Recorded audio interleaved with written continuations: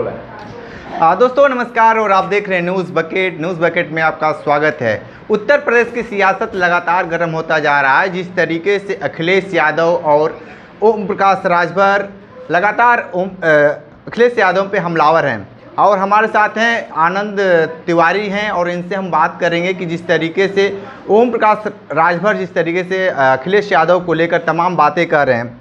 ये बताइए कि आप प्रवक्ता हैं सुभाषपा के, अखिलेश यादव को लेकर क्या कहेंगे जिस तरीके से एसटीएफ को लेकर एक बड़ा उन्होंने फुल फार्म दे दिया है।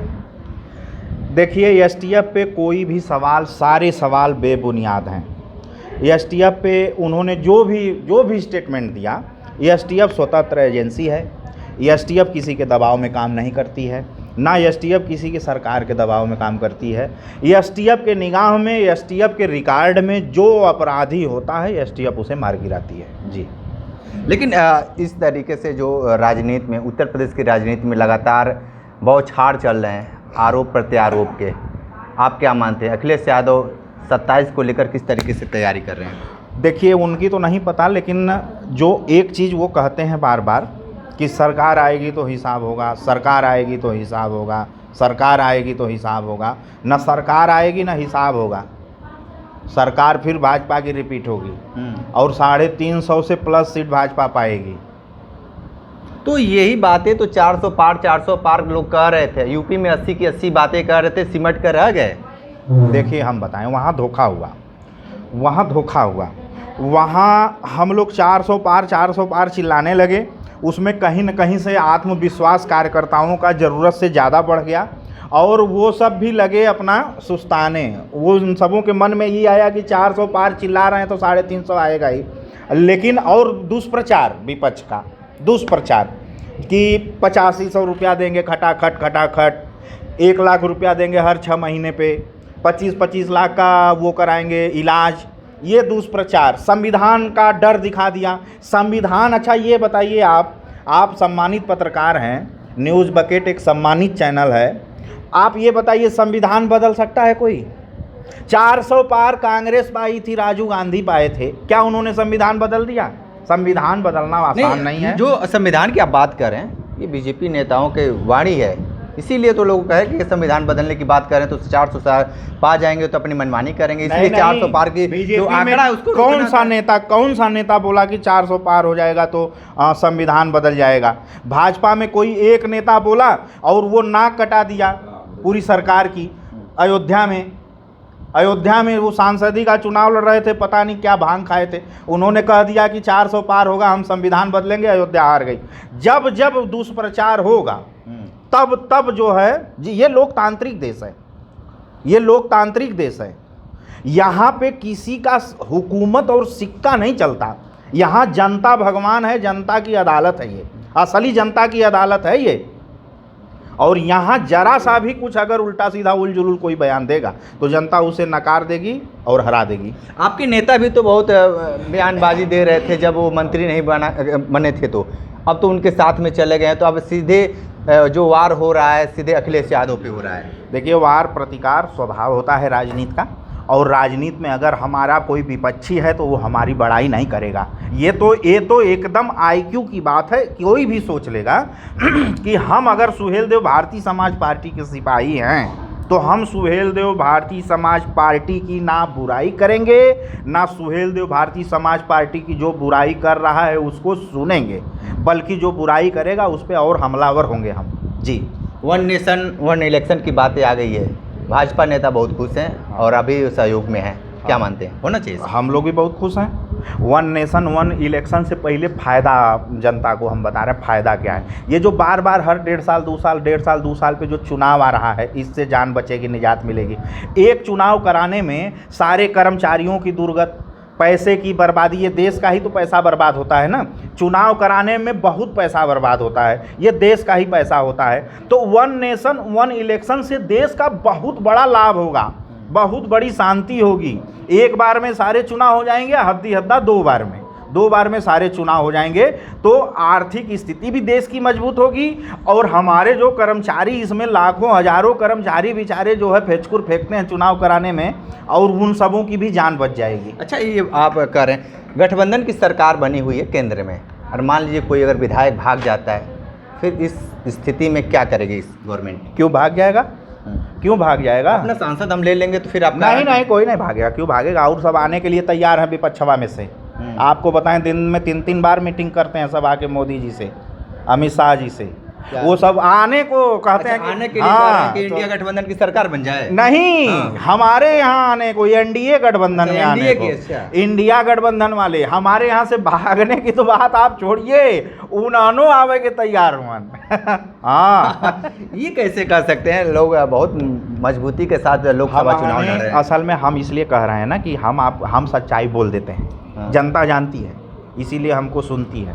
हम झूठ झपाट फरेब लंद पंद उल्टा सीधा नहीं बोलते, हम सीधे सीधे बोल देते हैं।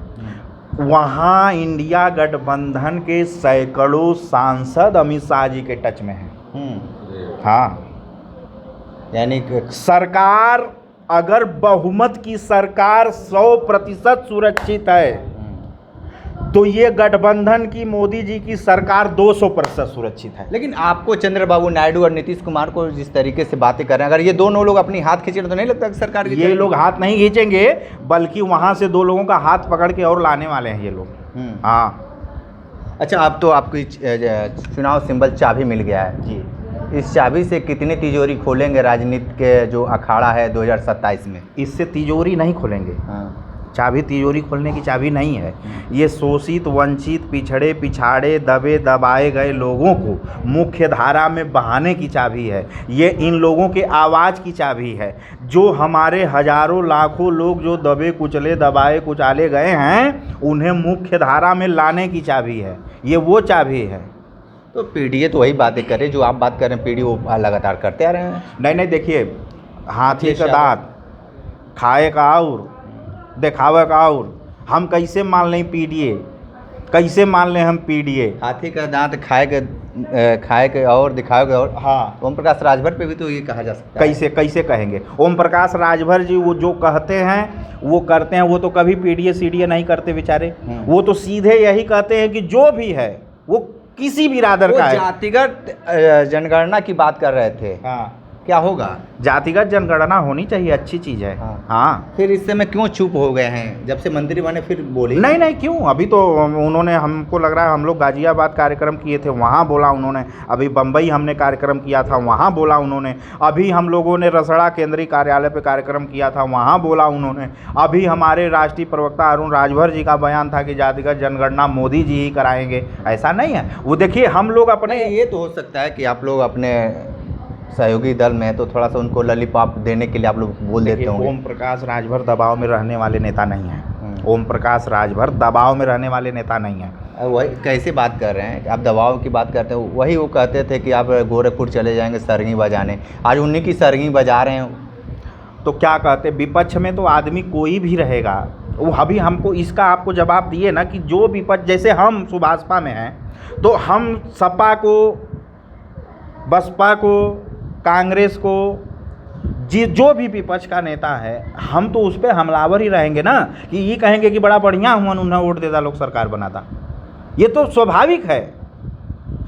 हम लोग विपक्ष में थे, भाजपा में नहीं थे, तो भाजपा के नेताओं ने हमारे राष्ट्रीय अध्यक्ष ओम प्रकाश राजभर जी को क्या क्या नहीं बोला है महाराज। अभी हम बताने लगेंगे तो शर्म के मारे इतना शर्मसार हो जाएंगे कि पसीना फेंक देंगे एसी में सब। हम लोग नहीं बोलते। और हमने का 2 बात पकड़ के तो लोगन बार जब आजीबा लेके माइक लगवा पूछे कि ये बोल दिए, वो क्या बोल दिए। भाजपा वालों ने क्या नहीं बोला है। अभी सीटिंग एमएलसी रामसूरत राजभर अभी कितना गंदा बयान दिया है, बताइए। हम नहीं अलायंस है भाजपा के, कितना गंदा बयान दिया रामसूरत राजभर एमएलसी। हम लोग बर्दाश्त कर जाते हैं, तो इसका मतलब ये नहीं कि यहाँ से बहरे, हम लोग भी सुनते हैं लेकिन कहते नहीं। बीजेपी सांसद ये कह रहे हैं राहुल गांधी को कि आतंकवादी, मूड़ी काट देंगे, तमाम तरह की बातें करें, क्या कहेंगे इसको? नहीं, राहुल गांधी देखिए तथाकथित देशभक्तों के साथ जब फोटो खिंचाएंगे तब वो इस दंश को झेलेंगे। अभी देखिए, हम आपको बताएं, जिसके दिल में, जिसके हृदय में राष्ट्र प्रेम हो, उसके साथ आप रहिए। आपको कोई अच्छा काम किया राहुल गांधी ने, इतना मेहनत किया, मोटरसाइकिल बनाए, ट्रक चलाए, पैदल घूमे। जैकेट पहन के जाड़ा में पैदल कौन घूमता है? वो घूमे बेचारे, अच्छा काम किया जैकेट पहनकर नहीं, जैकेट नहीं, मोदी जी देख रहे हैं रेनू कोट पहनकर नहा रहे हैं, ये भी तो आप देखिए। नहीं, मोदी जी रेन कोट पहन के नहीं नहाते। मोदी जी ने ये कहा था कि हमारे पूर्व प्रधानमंत्री डॉक्टर मनमोहन सिंह बाथरूम में रेन कोट पहन के नहाते।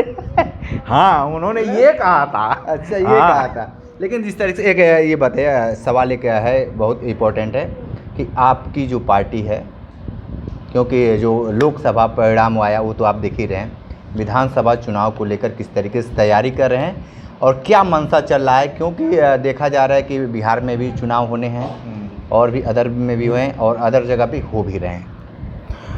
देखिए, कुछ अच्छा करेंगे हम लोग, इस बार बहुत अच्छा करेंगे, अच्छा परिणाम देंगे और 2027 में यशस्वी मुख्यमंत्री माननीय योगी जी की सरकार को रिपीट करेंगे। 2029 में यशस्वी प्रधानमंत्री मोदी जी की सरकार को भी रिपीट करेंगे। हम यहीं रहेंगे, हम यहाँ से कहीं नहीं जाएंगे, क्योंकि जो हमारे एजेंडे हैं, समान शिक्षा का अधिकार, बिजली बिल माफ़, तकनीकी शिक्षा, महिलाओं को 50% आरक्षण, ये सारी बातें भाजपा मान रही है, इस पे कार्य कर रही है, इसलिए हम लोग यहीं रहेंगे। ठीक है, तो आप सुन रहे थे सुभाषपा प्रवक्ता आनंद तिवारी जी को बहुत सारी बातें बताए हैं राजनीति को लेकर और बहुत सारी चीज़ों को, नई चीज़ भी बताए हैं कि इनकी पार्टी क्या करने जा रही है। विशेष इंटरव्यू कर रहे थे, तो हमारे साथ बने रहिए न्यूज़ बकेट के साथ। हमें दीजिए इजाज़त, नमस्कार। पेश है न्यूज बकेट हिंदी मासिक पत्रिका। पढ़ें इस महीने की पूरी खबर विस्तार से हमारे न्यूज बकेट की मैगजीन में। हमारी ई मैगजीन को मुफ्त में पढ़ने के लिए अभी लॉगिन करें www.newsbucket.in पर। इसके अलावा रोज की ताज़ा खबरों के लिए हमारे YouTube चैनल को तुरंत सब्सक्राइब करें।